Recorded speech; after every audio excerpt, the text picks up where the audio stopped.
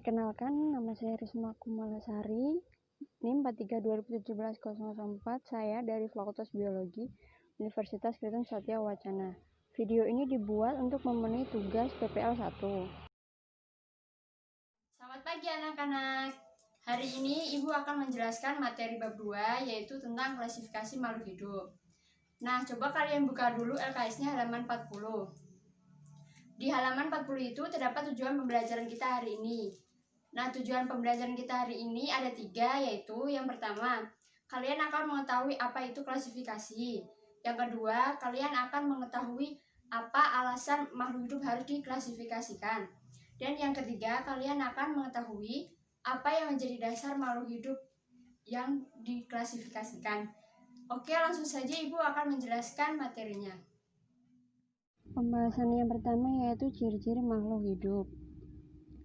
Bernafas, memerlukan makanan dan minuman, bergerak, berkembang biak, tumbuh dan berkembang, peka terhadap rangsangan, dan beradaptasi. Bernafas untuk menghirup oksigen dan mengeluarkan karbon dioksida. Memerlukan makanan dan minuman karena makhluk hidup memerlukan energi. Makhluk hidup bergerak dengan berjalan, berlari, berenang, dan menggerakkan tangan. Makhluk hidup berkembang biak untuk menambah keturunan.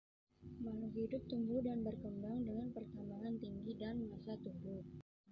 Peka terhadap rangsangan jika terkena sesuatu secara tiba-tiba. Makhluk hidup beradaptasi menyesuaikan diri dengan lingkungannya. Berikut ini beberapa gambar ciri makhluk hidup.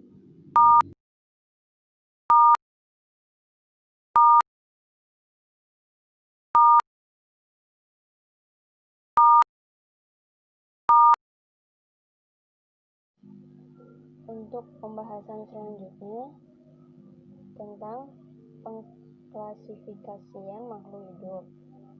Klasifikasi makhluk hidup merupakan cara pengelompokan makhluk hidup berdasarkan perbedaan dan persamaan ciri yang dimiliki makhluk hidup. Tujuan mengklasifikasikan makhluk hidup yaitu untuk mengenali, membandingkan, mengelompokkan, mengetahui kekerabatan. Dasar-dasar klasifikasi makhluk hidup. Terdapat 3 dasar yaitu klasifikasi makhluk hidup berdasarkan persamaan dan perbedaan yang dimilikinya. Yang kedua, klasifikasi berdasarkan ciri bentuk atau morfologi dan alat dalam tubuh atau anatomi. Yang ketiga, klasifikasi berdasarkan manfaat, ukuran, tempat hidup, dan cara hidupnya. Dalam dasar-dasar pengklasifikasian terdapat urutan klasifikasi makhluk hidup dari yang tertinggi hingga terendah. Yang pertama, kingdom, filum untuk hewan, divisi untuk tumbuhan, clasis, ordo, family, genus, dan spesies.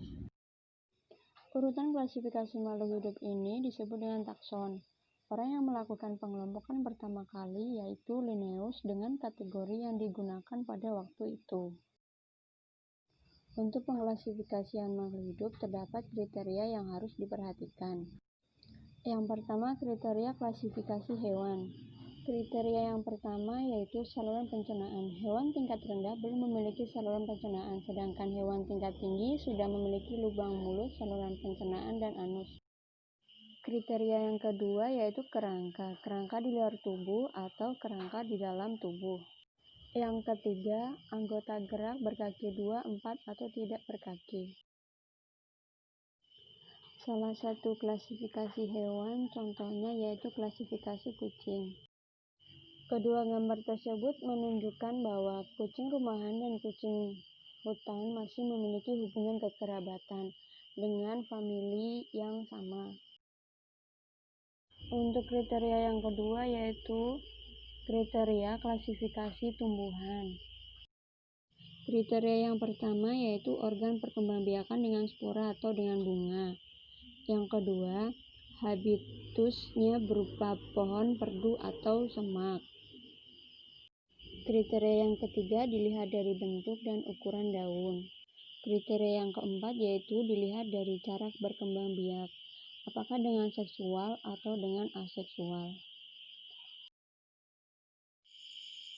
Nah, itu tadi materi pembelajaran kita hari ini. Jadi kalian diberi waktu untuk membuat resume materi hari ini karena Ibu akan memberikan kalian kuis.